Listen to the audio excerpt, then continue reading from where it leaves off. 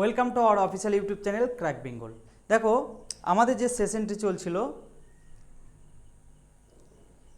General mental এবিলিটির যে অধ্যায়গুলো করাচ্ছিলাম তার মধ্যে আমাদের কোডিং অ্যান্ড ডিকোডিং কমপ্লিট হয়ে গেছে, ডাইরেকশন টেস্ট কমপ্লিট হয়ে গেছে, অ্যালফাবেট টেস্ট কমপ্লিট হয়ে গেছে, র্যাঙ্কিং অর্ডারের ফার্স্ট ক্লাস হয়ে গেছে।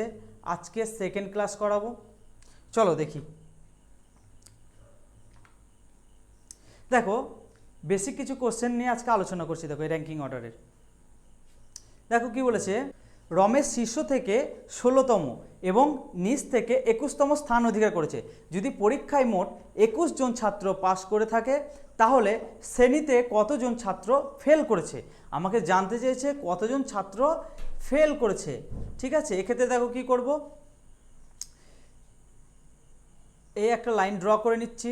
এটা হচ্ছে আমার শীর্ষস্থান বা এটা হচ্ছে আমার আপার স্থান, আর এটা হচ্ছে আমার সর্বনিম্ন অর্থাৎ লোয়ার স্থান। ঠিক আছে, এক্ষেত্রে কি বলেছে, রমেশ একজন ব্যক্তি। ঠিক আছে, রমেশের স্থান একটাই হবে, সেখানে কিন্তু দুটো হবে না। একটা বলেছে ওপর থেকে তোমার 16তম এবং নিচে থেকে তোমার 21তম, সে কিন্তু একটাই স্থানে বসে থাকবে, এটা মাথায় রাখবে। হ্যাঁ দেখো, এটা আমি বলছি ওপর থেকে এর স্থান হচ্ছে, এটা হচ্ছে 16তম, এটা হচ্ছে ওপর থেকে রমেশের স্থান 16তম, আর এই নিচে থেকে রমেশের স্থান এটাই তো হবে, এটাই হচ্ছে কত বলেছে না 21তম, 21তম বলেছে। এরপরে কি বলেছে দেখো, যদি পরীক্ষায় মোট 21 জন ছাত্র পাস করে থাকে, পরীক্ষায় 21 জন ছাত্র পাস করেছে, তাহলে ফেলের সংখ্যাটা আমার জানতে চেয়েছে। সেক্ষেত্রে কি করব, এই দুটোকে আমি অ্যাড করব, 21 আর 16 অ্যাড করলে হচ্ছে আমার 37 তো আমার এদের টোটাল অ্যাড করে হলো। এক্ষেত্রে একটা কি করতে হবে, মাইনাস করতে হবে 1। কেন মাইনাস করতে হবে, দেখো এই রমেশ, যে রমেশ ব্যক্তি, রমেশকে দুবার কাউন্ট করেছে, একবার নিচে থেকে একবার ওপরে কাউন্ট, নিচে থেকে একবার কাউন্ট করা হচ্ছে আর একবার ওপর থেকে কাউন্ট করা হচ্ছে। একে কিন্তু দুবার কাউন্ট করা হয়েছে। একটা ছেলে কখনো দুটো স্থান নিতে পারে না, সে একটাই স্থান অধিকার করবে। ঠিক আছে, ধরো একটা এক্সাম দিয়েছো, তুমি ধরো 7th র্যাঙ্ক করেছো। ঠিক আছে, এবার 7th র্যাঙ্ক করেছো, এবার তোমার পরে ধরো তোমাদের ক্লাসে টোটাল 50 জন ছাত্র আছে, তোমার নিচে থেকে মানে তোমার শেষ থেকে তাহলে একটা স্থান হবে আর প্রথম থেকে একটা স্থান হবে, মানে তুমি একটাই স্থান অধিকার করেছো, সেটাই এখানে বলতে চেয়েছে। তাহলে রমেশ একবারই স্থান অধিকার করেছে, সেক্ষেত্রে এখানে একটা মাইনাস করে দিচ্ছি, তাহলে কত হচ্ছে আমার 36। আচ্ছা 36 তো হলো আমার এখানে টোটাল যে ছাত্র ক্লাসের বেরিয়ে গেল। এরপরে কি বলেছে দেখো, 21 জন ছাত্র, এখান থেকে 21 জন ছাত্র কি করেছে আমার পাস করেছে, তাহলে ফেলটা কত হচ্ছে 21 মাইনাস করে দিলে কি হচ্ছে দেখো আমার 5 1 15 জন হচ্ছে আমার ফেল করেছে। অপশন সি হচ্ছে আমার রাইট অ্যান্সার। চলো নেক্সট কোশ্চেনটা দেখে নিই। দেখো নেক্সট কোশ্চেনটা সেম একই টাইপের। রাজু শীর্ষ থেকে 10তম এবং নিচ থেকে 20তম স্থান অধিকার করেছে এবং কি বলেছে 19 জন শিক্ষার্থী পাস করে থাকে, তবে ফেলের সংখ্যাটা এখানেও জানতে চেয়েছে। সেম একই প্যাটার্নের, এক্ষেত্রে কোনো বোঝাবার দরকার নেই, একবার ডাইরেক্ট করবো। দেখো টোটাল কত 20 আর 10, এদেরকে অ্যাডিশন করব 30। তাহলে এই যে রাজু একজন ব্যক্তিরই তো নাম বলেছে, সেক্ষেত্রে একে দুবার কাউন্ট করা হচ্ছে, এই 20 নম্বর স্থানটা একবার কাউন্ট করা হচ্ছে, একবার 10 নম্বর স্থানটা কাউন্ট করা হচ্ছে, সেই জন্য এক মাইনাস করছি, তাহলে হচ্ছে আমার 29 হয়ে গেল। এরপর এটা আমার টোটাল মানে ক্লাসে যারা এক্সাম দিয়েছিল বা টোটাল জনসংখ্যা, ক্লাসের টোটাল মানে স্টুডেন্ট সংখ্যা, সেটা হচ্ছে আমার 29। এরপরে কি বলেছে 19 জন পাস করেছে, তাহলে কতজন পাস করেনি 19, এখান থেকে মাইনাস করব, 5টা মাইনাস করে দিলেই তোমার ফেলটা বেরিয়ে যাচ্ছে। তাহলে কতজন, এখানে দেখো 10 জন হচ্ছে ফেল করেছে। অপশন সি হচ্ছে আমার রাইট অ্যান্সার। চলো নেক্সট কোয়েশ্চেন দেখে নিই। দেখো কি বলেছে, সুদীপ একটি লাইনে উভয় দিক থেকে ঠিক মাঝখানে দাঁড়িয়ে আছে।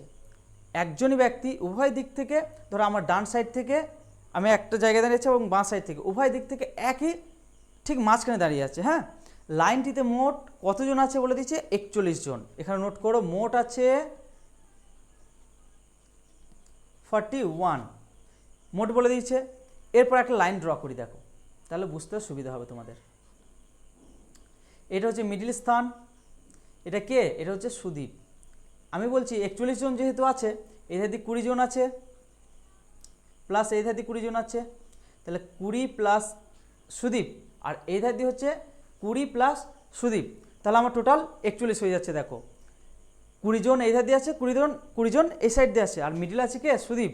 তাহলে সুদীপকে কি বলেছে দেখো, তাহলে প্রথম দিক থেকে সুদীপ কততম স্থানে আছে, মানে এটা হচ্ছে আমার প্রথম দিক, আর এটা হচ্ছে আমার শেষ দিক বা লাস্টের দিক। এবারে কি কাউন্ট করব, প্রথম দিক থেকে 20 প্লাস সুদীপকে নিতে হবে, সুদীপের পজিশনটা জানতে চেয়েছে, তাহলে সুদীপের আগে 20 জন আছে, সুদীপের পরে যদি 20 জন আছে, আর সুদীপ মিডিল আছে, তাহলে 20 প্লাস 1 সমান কত হচ্ছে? 21। অপশান ডি হচ্ছে আমার রাইট অ্যান্সার।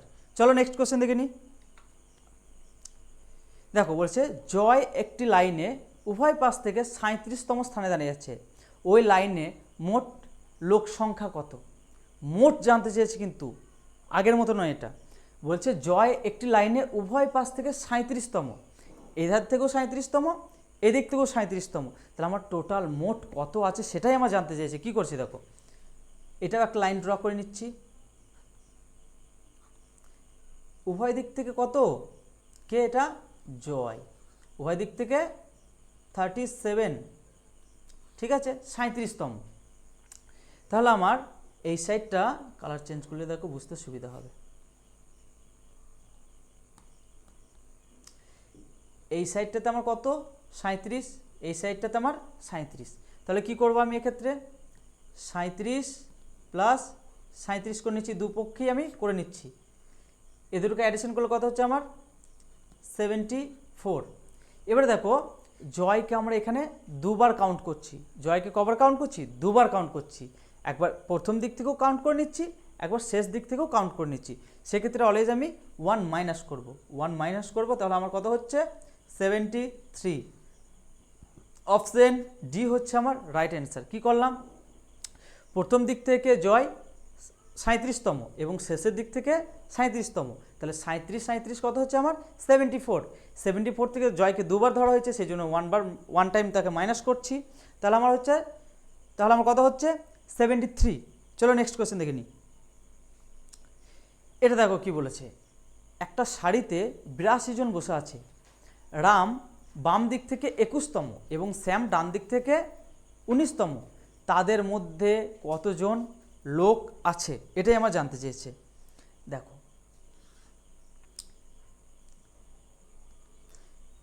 কি বলেছে, রাম একটা পার্সেন্ট বলেছে এবং শ্যাম একটা পার্সেন্ট বলেছে, তাহলে কি বলেছে? রাম বাম দিক থেকে, এটা হচ্ছে আমার বাম দিক, আর এই সাইডটা হচ্ছে আমার ডান দিক, দুটো সাইড করে নিলাম। এরপরে মোট বলে দিয়েছে আমার এখানে, দেখো মোট সমান কত বলেছে? 82, এটা একটু মাথায় রাখবে। রাম বাম দিক থেকে 21তম, বাম দিক থেকে 21তম, এটা হচ্ছে রাম 21 হলো। এরপরে কি বলেছে? শ্যাম ডান দিক থেকে 19তম, শ্যাম ডান দিক থেকে 19তম, তাহলে তাদের মধ্যে কতজন লোক আছে, এটাই আমার জানতে চেয়েছে। এদের যে মধ্যখানটা এইখানে কতজন আছে, এক্ষেত্রে কিচ্ছু করা দরকার নেই। দেখো কি করবে, এই যে আমার এই বাম সাইডটা প্লাস ডান সাইডটা অ্যাড করে নেবো। কত করছি দেখো, 21 আর 19 কত হচ্ছে আমার? 40 করে নিলাম। এবারে টোটাল থেকে যদি আমি দু সাইডটা বাদ দিয়ে দিই, তাহলে তো আমার মধ্যেটা বেরোয় যাচ্ছে, তাই তো? তাহলে আমার এই 82 থেকে 40 যদি বাদ দিয়ে দিই, তাহলে হচ্ছে আমার কত? 42। কোথায় আছে দেখো, অপশন বি হচ্ছে আমার রাইট অ্যান্সার। একদম পাতি কোশ্চেন ভাই, এগুলো পরীক্ষাতে আসে খুব। দেখো এখানে একটা কি বলেছে, একটি সারিতে 44 জন ছাত্র পাশাপাশি বসে আছে, এর অবস্থান বাম দিক থেকে 17তম এবং সি এর অবস্থান ডান দিক থেকে 13তম, বি এর অবস্থান সি এর বাম দিক থেকে তৃতীয় স্থানে। এটা একটু দেখো বেশ ডায়াগ্রাম করে করে করি, ভালো লাগবে। দেখো কোশ্চেনটা কি বলেছে, মোট বলে দিয়েছে 44। আচ্ছা, তারপরে কি বলেছে, একটা লাইন ড্র করে নিই। এর স্থান বাম দিক থেকে 17তম, মানে এটা বাম দিক, এটা ডান দিক, ঠিক আছে। 17তম কার স্থান, না এ স্থান 17তম হলো। এরপরে কি বলেছে দেখো, সি এর অবস্থান ডান দিক থেকে 13তম। সি এর কি বলেছে, ডান দিক থেকে 13তম, এটা হচ্ছে সি এর। বি এর অবস্থান সি এর বাম দিক থেকে তৃতীয় স্থানে। এই যে বি এর অবস্থান সি এর বাম দিক থেকে তৃতীয় স্থানে, তাহলে সি এর বাম দিক অবশ্যই এই সাইডটা হবে, তাই তো। সি এর বাম দিক থেকে তৃতীয় স্থানে মানে 1 2 3, এটাই হচ্ছে সি এর বাম দিক থেকে তৃতীয়, অর্থাৎ বি এর পজিশন। এটা হচ্ছে বি এর পজিশন। আচ্ছা হলো, এ ও বি এর মধ্যেখানে কতজন ছাত্র আছে সেটাই আমার জানতে চেয়েছে, যে এ আর বি এর মধ্যেখানে, এ আর বি এর মধ্যেখানে কতজন ছাত্র আছে এটাই আমার জানতে চেয়েছে। দেখো তাহলে এক্ষেত্রে কি করব, দেখো এই যে আমার কত বলেছে 17 বলে দিয়েছে, বাম দিক থেকে আমার 17তম, আর ডান দিক থেকে 13 প্লাস 1 2 3 মানে হচ্ছে প্লাস 3 অ্যাড করো, তাহলে যেটা আমার হচ্ছে 16। তাহলে 16-র সাথে 17 আমি অ্যাড করে দেবো, তাহলে কত হচ্ছে আমার 33। এরপরে কি বলেছে, আমার মোট বলে দিয়েছিল, মোট কত বলেছিল 44 বলেছে মোট, সেখান থেকে আমি 33 যদি মাইনাস করি তাহলে কত হচ্ছে আমার 11। কি করলাম, এখানে আমাকে বলে দিচ্ছে একটা সাইড বলে দিচ্ছে বাম সাইডটা 17তম, এর পজিশন বলে দিচ্ছে, এবং সি তো বলেছিল, সি থেকে আবার 3 জনকে আমি ধরে নিলাম, তাহলে 13 প্লাস 3 হচ্ছে আমার 16, তাই তো। তাহলে 16 আর 17 যদি আমি অ্যাড করে নিই তাহলে আমার ওর মিডিলের পজিশনটা বেরিয়ে যাচ্ছে, মানে বি থেকে এ পর্যন্ত আমার বেরিয়ে যাচ্ছে, তাহলে সেটা আমি মাইনাস করে দিলাম, তাহলে আমার 11, এই পজিশনটাতে আমার 11 জন আছে। এটাই হচ্ছে আমার right answer, option number A. চলো নেক্সট কোশ্চেন দেখে নিই। দেখো কি বলেছে, একটি সারিতে কিছু ছাত্র সারিবদ্ধভাবে বসে আছে, পি এর অবস্থান বাম দিক থেকে 21তম। আচ্ছা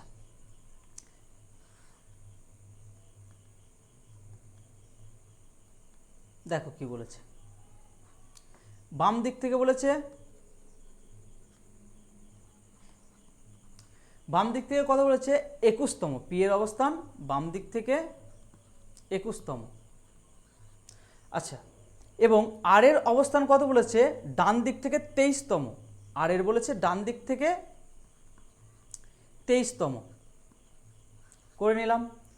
এরপরে বলেছে কিউ এর অবস্থান পি এর ডান দিকে, কিউ এর অবস্থান পি এর ডান দিকে। আচ্ছা, এবং আর এর বাম দিকে, আর এর বাম দিকে এই সাইডটা, ঠিক আছে। তাহলে এখানে কার অবস্থান হয়ে যাচ্ছে কিউ।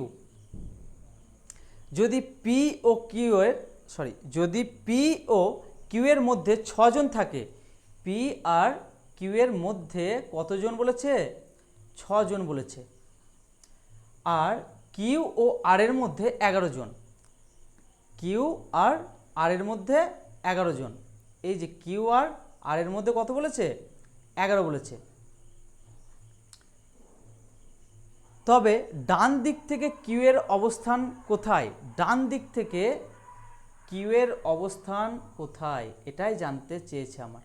তাহলে এটা কি করে বের করব, আমার চেয়েছে কিউটা, তাহলে আমি জানি যে এটা 23, আর পর্যন্ত জানি 23 লিখে নিচ্ছি, এবং কিউ এর আগে পর্যন্ত জানি আমি 11, আর কিউটাকে ধরলে কত হচ্ছে 1, তাহলে এই কটাকে আমি যদি অ্যাড করি তাহলে আমার অ্যান্সার বেরিয়ে যাবে। কত হচ্ছে দেখো আমার 35। অপশন বি হচ্ছে আমার দেখো রাইট অ্যান্সার। কি করলাম, আর পর্যন্ত 23তম, এবং আর এবং কিউ এর মধ্যেখানে 11 জন আছে, কিউটাকে ধরেনি কিন্তু, সেই জন্য আমি 11 করে নিলাম, আর কিউটাকে ধরলে 1 ধরে নিলাম সেই জন্য, এবং টোটাল 3 জনকে অ্যাড করলে কত হচ্ছে আমার 35। মানে এটা 23টা একবার ধরেছি, 11টা একবার ধরেছি, কিউ আর এর মধ্যে তো 11 জন, কিউটাকে কিন্তু ধরিনি কো, ঠিক আছে, সেই জন্য কিউ এর পজিশনের জন্য 1 ধরে নিচ্ছি, হ্যাঁ, সেই জন্য হচ্ছে আমার কত 35। চলো নেক্সট কোশ্চেন দেখে নিই। দেখো পি কিউ আর এস 4 বন্ধু আছে, ছোট, দেখো কি বলেছে, দেখো এটা ছোট থেকে বড় একটা সিকোয়েন্সে সাজাতে বলেছে।